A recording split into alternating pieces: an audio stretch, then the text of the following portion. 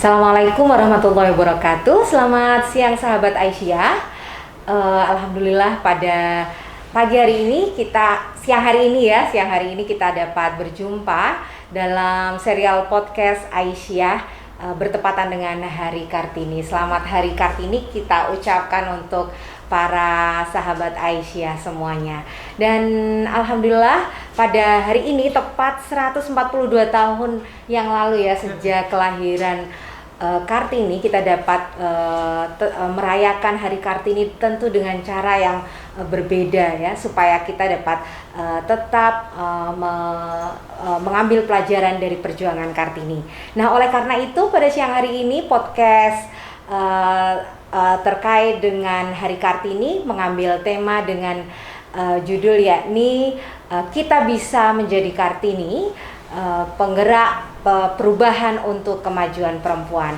Dan alhamdulillah pada siang hari ini telah hadir bersama kita Ibu Dr. Tri Hastuti Nur Rahimah. Assalamualaikum Bu Tri. Ya, waalaikumsalam warahmatullahi wabarakatuh Mbak Ajar, dan assalamualaikum warahmatullahi wabarakatuh untuk semua sahabat Aisyah. Selamat Hari Kartini dan tentu juga selamat menunaikan ibadah puasa di bulan Ramadan ini. Ya, betul sekali. Bu Tri Hastuti ini adalah Sekretaris Pimpinan Pusat Aisyah. Baiklah Bu Tri Hastuti, menarik sekali ya temanya bahwa ternyata kita bisa menjadi Kartini, perempuan penggerak untuk kemajuan perempuan. Nah, apa menariknya dari tema ini dalam konteks saat ini Bu? Iya, betul. Saya yakin perempuan itu adalah agen-agen perubahan ya, agen-agen perubahan. Sejarah sebenarnya juga sudah banyak membuktikan bagaimana perempuan sebenarnya punya banyak kontribusi untuk membangun peradaban-peradaban yang baru. Kalau kita ingat misalnya mulai zaman Rasul ya, ketika mulai dari Khadijah yang mendukung perjuangan Rasul untuk menghapuskan perbudakan, kemudian juga yang juga Aisyah ya, Aisyah. Kemudian juga saya kira pada masa revolusi mulai zaman-zaman pencerahan, revolusi Perancis, revolusi Inggris, bahkan perjuangan anti perbudakan di Amerika, termasuk di negara-negara Timur Tengah, misalnya kita mengenal Nawal El-Saadawi ya di Mesir, itu adalah tokoh-tokoh penggerak perubahan. Nah, kemudian ke tingkat nasional di Indonesia, saya kira Indonesia memiliki banyak tokoh-tokoh pahlawan ya, perempuan yang sangat luar biasa, mulai dari Aceh saya kira Cut Nyak Din yang sangat gigih sekali, kemudian juga Cut Mutia, kemudian dari Padang ada Rohana Kudus, kemudian kalau kita ke Jawa Barat ada Dewi Sartika, ke Jawa Tengah kita mengenal Raden Ajeng Kartini yang saat ini kita peringati, kemudian juga kita mengenal juga Christina Marta Tiahahu ya. Nah, saya kira kemudian Siti Walidah ya, dan tentu tokoh Aisyah, Nyai Walidah ya, itu juga penggerak perubahan pada masa itu, dan juga sekarang juga dinobatkan sebagai pahlawan nasional seperti halnya Raden Ajeng Kartini. Ya, betul sekali.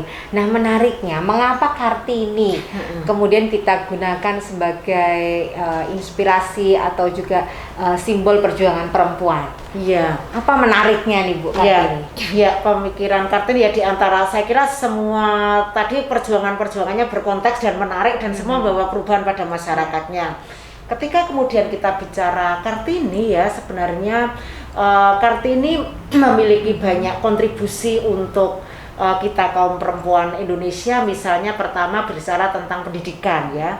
Bicara tentang pendidikan adalah Kartini memberi sangat terkenal sekali saya kira pemikiran Kartini, dan juga tidak hanya pemikiran tetapi gerakannya juga ketika mendirikan sekolah di Rembang itu juga menjadi salah satu milestone ya, tonggak yang sangat penting sekali. Kartini meninggalkan legacy atau warisan-warisan sejarah yang sangat luar biasa sekali, sehingga perempuan mendapatkan akses pendidikan. Ya, kemudian pada aspek yang lain saya kira Mbak Ajar dia berani mendobrak tradisi ya, tradisi. Waktu itu kan perempuan hanya boleh dipingit di rumah, kemudian tidak hanya menjadi ibu, bukan hanya menjadi dipingit di rumah, dan karena diprediksi perempuan itu tidak boleh pergi keluar, tidak peran di ruang publik ya, tidak boleh. Yang penting adalah peran di dalam rumah saja. Nah, Kartini berani mendobrak tradisi-tradisi tersebut ya. Bahkan kita perlu mengingat, saya kira ini pemikiran dan syarat yang luar biasa sekali ketika Kartini mau dilamar oleh Bupati Rembang gitu ya. Ketika mensyaratkan aku nanti tetap diizinkan untuk mendirikan sekolah, itu saya kira juga bagian dari sebuah bargain. Tidak mudah ya saya kira masa itu gitu ya, seorang istri, calon istri memiliki bargain posisi tawar yang sangat luar biasa pada pasangannya. Ini sebenarnya aspek kesetaraan gender yang saat ini juga sangat kontekstual sekali. Terus saya kira yang kedua, pemikiran Kartini ya, karena melihat pada ibunda tercintanya, Ibu Ngasirah yang dimadu oleh bapaknya yang menjadi istri ke berapa ya, selir yang keberapa, bukan ibu utama gitu bukan ya. Ibu utama. Dan Kartini melihat penderitaan yang sangat luar biasa.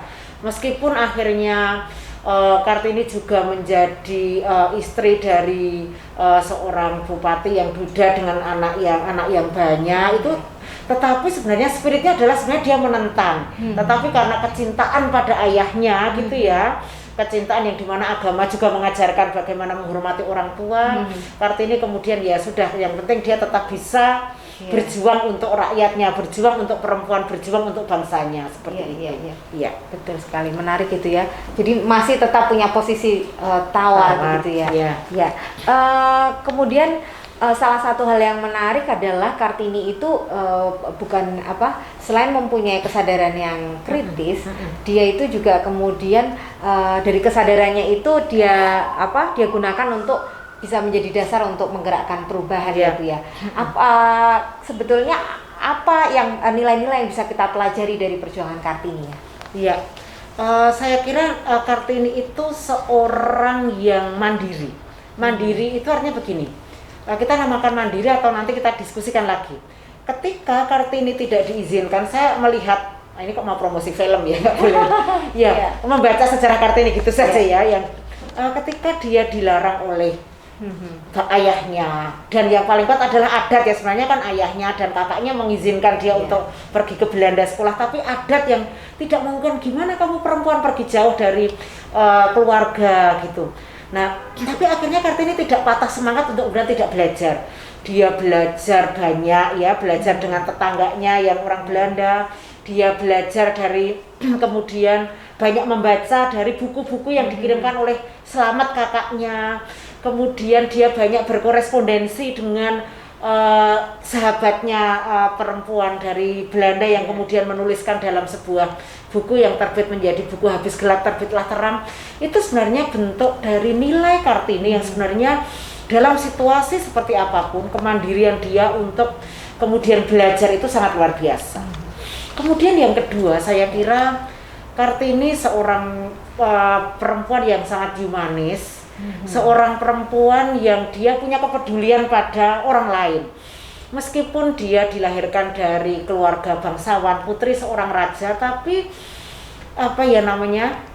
komitmen atau daya kritis dia melihat pada kondisi perempuan saat itu yang tidak punya akses pendidikan, kemudian kemiskinan. Nah, Kartini meskipun dia dari kalangan bangsawan atas yang hidupnya sudah enak sekali, tapi dia memiliki kepekaan yang sangat luar biasa sekali terhadap terhadap bangsanya, seperti terhadap bangsanya. Dan saya kira juga Kartini sifat yang sangat luar biasa dan pemberani menurut saya. Pemberani yang dia berani mendobrak stigma dan norma-norma adat yang waktu itu sangat kuat sekali di Jawa gitu ya.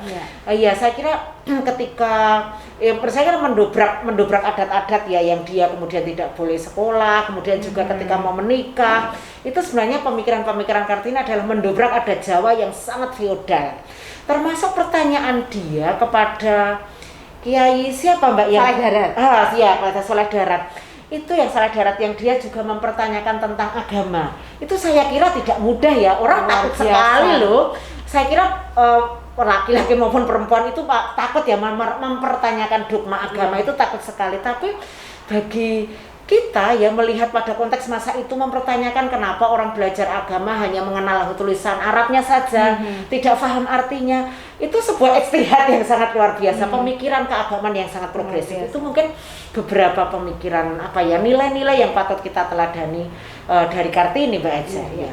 Betul sekali. Jadi nalar kritis tuh ternyata menjadi kunci bagi Kartini ya. Nah, bagaimana Bu sebetulnya bagi kita ya perempuan saat ini supaya bisa memiliki nalar yang kritis, tadi ya kesadaran yang kritis, betul. Lalu kemudian bukan hanya berhenti di sana, tetapi juga sampai pada aksi-aksi yang bisa menggerakkan dan melahirkan perubahan. Iya, betul. Nah, untuk sampai pada perubahan ya, ketika kita bicara tentang ideologi, ketika kita bicara tentang praksis gerakan, itu sebenarnya kan berawal dari pemikiran yang kritis ya. Ideologi itu selalu berangkat dari ide yang kemudian diturunkan dalam gerakan-gerakan praksis ya. Jadi tindakan-tindakan yang didasari pada nilai. Nilai tadi termasuk nilai perhatian kepada kelompok lemah, nilai perhatian pada kelompok marginal, nilai perhatian pada kelompok miskin, nilai perhatian pada ketertindasan perempuan, itu sebenarnya bagian dari kesadaran kritis. Nah, untuk sampai ke sana, jadi semua gerakan-gerakan dimanapun ya, itu adalah diawali dengan kesadaran kritis. Mungkin kalau boleh gitu ya Mbak Ejar, merujuk pada pemikirannya seorang pastor dari Brazil, Paulo Freire gitu ya, yang dia bicara tentang kesadaran kritis. Itu saya kira ketika dia mau menentang penindasan dari Amerika Utara yang menindas Amerika Selatan, itu kan dia juga mengajar kepada masyarakat terkait dengan membangun kesadaran kritis. Nah, saya kira juga pada ketika belajar pemikir-pemikir mulai dari Ali Saryati, kemudian Fazlur Rahman, itu semuanya adalah pemikiran-pemikir yang mereka berpikir kritis. Berpikir kritis itu ketika menanyakan bahwa ada ketertindasan, ada ketidakadilan di dalam masyarakat kita, kan gitu ya.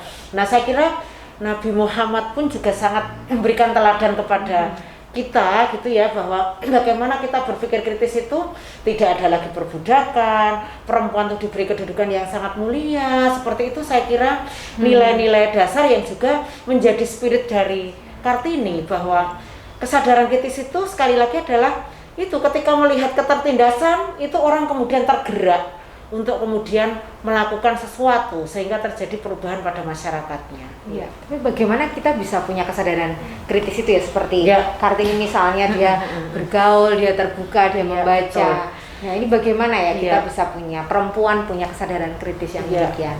Ya, kesadaran kritis itu tentu kita bangun dengan, kalau Kartini kan dengan membaca ya. Saya kira kita semua masih.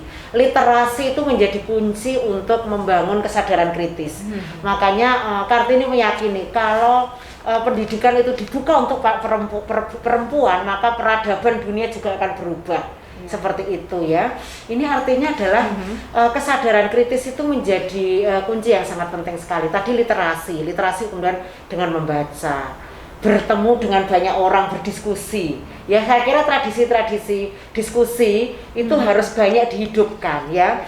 Jangan sampai terjadi kejumutan ya, kejumutan dari kita perempuan, dari kita kelompok misalnya kita sebagai kaum muslim gitu, juga jangan sampai terjadi kejumutan sehingga tidak terjadi kesadaran kritis seperti itu.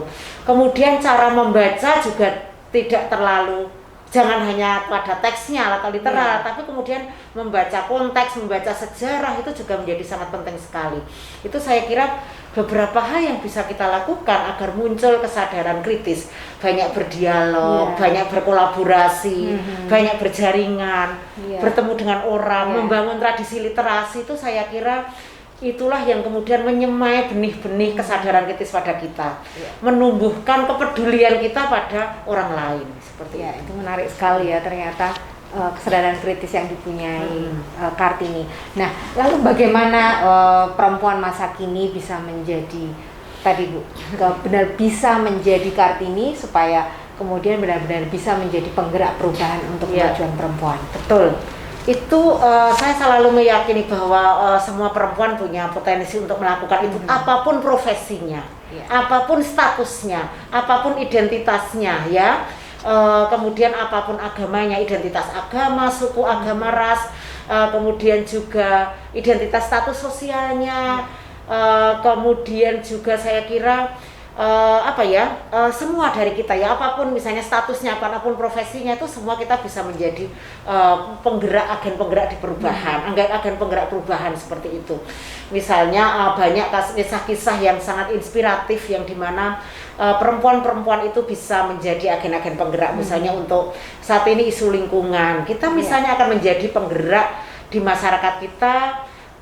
Mengenalkan misalnya sekarang bulan Ramadan, Green Ramadan. Yuk kita misalnya tidak banyak plastik selama bulan Ramadan ini. Hemat listrik, kalau wudhu juga jangan terlalu banyak menghamburkan air. Itu sebenarnya bagian dari kita membawa perubahan untuk merespon apa? Merespon isu-isu climate change atau isu-isu lingkungan yang saat ini sudah menjadi isu. Ataukah misalnya kita bisa menjadi agen penggerak untuk isu-isu misalnya saat ini adalah perkawinan anak tinggi, di mana kita bisa melakukan edukasi di komunitas kita. Itu saya kira semua perempuan bisa menjadi agen penggerak. Yang penting muncul kesadaran bahwa kita itu mampu dan hidup kita itu akan lebih bermanfaat kalau kita bermanfaat untuk orang lain. Iya. Jadi kuncinya bermanfaat untuk orang lain. Ya, betul sekali, menarik sekali itu tadi. Jadi petani gitu ya, perempuan di desa meskipun dia misalnya sekolahnya sampai SD pun juga tetap bisa menjadi Kartini ya Bu ya. Betul semuanya sekali. bisa menjadi Kartini. Betul sekali. Menarik sekali ini. Nah, yang terakhir nih Bu Tri, saat ini kan kita hidup di era digital gitu ya, era informasi, era teknologi 4.0, tapi di sisi lain juga sebetulnya ada banyak perempuan dan terutama perempuan miskin yang tidak bisa mengakses teknologi. Nah, lalu bagaimana kemudian bisa menjadi seorang Kartini dalam konteks perkembangan era digital seperti saat ini? Iya, betul. Saya kira misalnya pertanyaannya yang perlu kita jawab dan diskusikan bersama ya Mbak Hajar, gimana dalam konteks saat ini dalam era digital. Kita memang harus mengakui ya bahwa perempuan masih agak tertinggal di dalam mengakses digital, teknologi seperti itu. Nah, bagaimana kita bisa menjadi penggerak perubahan? Saya kira misalnya untuk ibu-ibu di ekonomi gitu ya Bu ya, ibu-ibu bisa mengajari atau mendukung support kepada ibu-ibu yang lain untuk misalnya bagaimana belajar marketing online. Seperti itu, mengorganisir marketing online di komunitasnya. Itu saya kira sudah menjadi Kartini di era digital ya. Kemudian kalau ibu-ibu bisa menjadi menggerakkan literasi atau perpustakaan di komunitasnya, misalnya di era digital, kalau ada bacaan-bacaan yang bagus kita bisa punya kelompok dan saling men-sharing dan saling mendiskusikan. Itu juga menjadi hal yang sangat penting sekali yang bisa kita lakukan. Kemudian saat ini saya kira juga terkait dengan ini, bagaimana kita belajar bersama dengan ibu-ibu untuk literate dalam situasi digital saat ini. Misalnya tidak boleh mudah marah gitu ya, tidak boleh mudah marah. Maksud saya ketika bermain di era digital, jangan mudah membuat kata-kata kemarahan, mudah membenci dengan kelompok lain hanya dengan menggunakan WA dan sebagainya. Itu saya kira juga menjadi sebuah gerakan kita anti kebencian lah misalnya, atau percaya begitu saja pada semua informasi yang didapat ya. Nah, itu saya kira hal-hal yang bisa kita lakukan. Kita misalnya juga membuat kelompok anti hoax, kemudian meliterasi kepada ibu-ibu untuk menuliskan pengalaman-pengalaman bagusnya untuk di-upload di media. Itu saya kira juga sebagai bentuk bahwa kita bisa memberikan inspirasi kepada perempuan yang lain atau kepada masyarakat yang lebih luas. Iya. Ini Bu, satu lagi pertanyaan, bahwa apakah apa yang kemudian menjadi problem perempuan di masa Kartini misalnya terkait dengan perkawinan gitu ya, terkait dengan akses pendidikan bagi perempuan, itu sebetulnya saat ini masih menjadi problem yang harus kita atasi? Betul. Tadi Mbak Hajar menyampaikan bahwa Kartini kita ternyata sudah usia 140-an ya Mbak? Iya, 142 tahun. Iya. Waktu itu ya, artinya 142 tahun yang lalu, problem yang dihadapi Kartini adalah terkait dengan misalnya tadi perkawinan anak. Iya. Itu yang juga ditentang oleh Kartini. Ini saat ini juga masih menjadi isu yang sangat luar biasa sekali, apalagi di era pandemi, perkawinan anak adalah menjadi semakin besar ya. Oleh karena itu, bagaimana kita juga bisa menjadi penggerak-penggerak untuk mempromosikan terus untuk pencegahan perkawinan anak, mengkampanyekan secara terus-menerus kita untuk mencegah perkawinan anak, baik dari perspektif agama atau kalau kita mau lakukan pendampingan ekonomi, itu bisa kita lakukan. Kemudian juga saya kira juga dalam sisi pendidikan, kalau dulu adalah pendidikan formal gitu, saya kira kita juga, karena kita harus juga akui masih banyak sekali saudara-saudara perempuan kita yang akses pendidikannya sampai SD, sampai SMP. Nah, bagaimana misalnya PKBM yang digerakkan oleh perempuan di tingkat desa memberikan akses pendidikan pada perempuan. Dan juga kita juga bisa mengembangkan pendidikan-pendidikan yang informal ya, sesuai dengan kebutuhan perempuan. Yaitu life skill, livelihood seperti itu saya kira juga menjadi penting sekali untuk kita gerakkan. Semua saya kira isu-isu pada 142 tahun yang lalu masih sangat relevan. Isu kemiskinan masih menjadi problem. Kemudian juga bagaimana membangun wacana-wacana dengan Islam progresif, di mana perempuan itu punya peran yang sama dengan laki-laki baik di domestik maupun publik. Itu saya kira kita tidak akan mengembalikan perempuan ke domestik, tetapi bagaimana peran-peran domestik itu adalah menjadi peran-peran bersama antara laki-laki dan perempuan. Karena sekarang banyak kecenderungan perempuan ingin hanya perannya adanya di dalam rumah, padahal kan sebenarnya punya banyak potensi yang luar biasa untuk bisa lebih bermanfaat untuk orang lain. Menarik sekali. Lalu bagaimana dengan ini ya, cita-cita Kartini tentang kesetaraan relasi antara suami istri? Salah satu syarat yang disampaikan ke Bupati Rembang saat itu adalah dia boleh tidak bicara harus bahasa yang halus gitu ya. Itu kan menarik sekali itu betapa dia menginginkan relasi yang setara dengan suaminya. Nah, kalau untuk isu kesetaraan relasi itu bagaimana dalam konteks saat ini? Apakah isu itu masih relevan?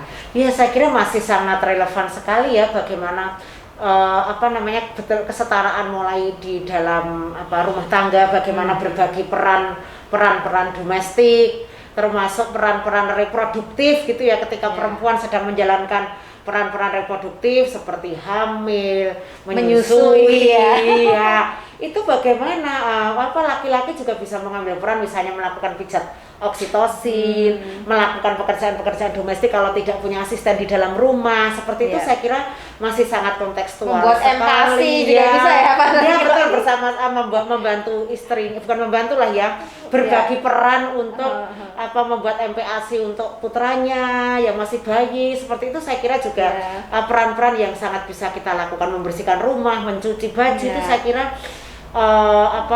bukan kemudian menjadi rendah lah ya laki-laki melakukan pekerjaan itu, seperti itu. Nabi Muhammad pun seperti itu ya Bu. Dan semua bisa didiskusikan. Saya kira keberanian untuk saling berdiskusi dengan pasangan itu juga penting sekali ya. Seringkali kan ada perasaan nanti suamiku marah, nanti suamiku nggak suka aku bicara ini. Nah, saya kira mulai berbicara pelan-pelan dengan pasangan kita bahwa kita punya hak untuk dihargai pendapatnya, itu juga penting sekali. Bicara tentang bagaimana nanti merencanakan keluarga ke depan, merencanakan misalnya jumlah anaknya ke depan untuk dibicarakan, misalnya merencanakan pendidikan anak ke depan. Itu saya kira harus kesetaraan itu juga dimulai dari situ. Ya, ternyata negosiasi itu sangat bisa dilakukan dan itu sudah dilakukan Kartini ratusan tahun yang lalu ya. Iya, betul. Baiklah Bu Tri, 30 menit sudah podcast kita hari ini. Terima kasih, sangat menginspirasi sekali. Kita bisa merayakan Kartini dengan terus menghidupkan kembali nilai-nilai perjuangannya Kartini. Baiklah sahabat Aisyah, untuk menutup acara kita hari ini saya akan membacakan satu kutipan dari Kartini, bahwa kebahagiaan perempuan yang paling tinggi sejak berabad-abad yang lalu adalah bagaimana hidup selaras bersama laki-laki, dan juga bahwa kecerdasan pemikiran Bumi Putra tidak akan maju jika perempuan ketinggalan dalam usaha itu. Perempuan adalah pembawa peradaban. Luar biasa. Kutipan-kutipan ini juga bisa diakses sahabat Aisyah di Instagram, di feed Aisyah Pusat. Baiklah, terima kasih sahabat Aisyah, terima kasih juga Bu Tri Astuti. Juga sahabat Aisyah semua. Ya betul, kita semua bisa menjadi Kartini, perempuan penggerak perubahan. Terima kasih. Assalamualaikum warahmatullahi wabarakatuh. Waalaikumsalam warahmatullahi wabarakatuh.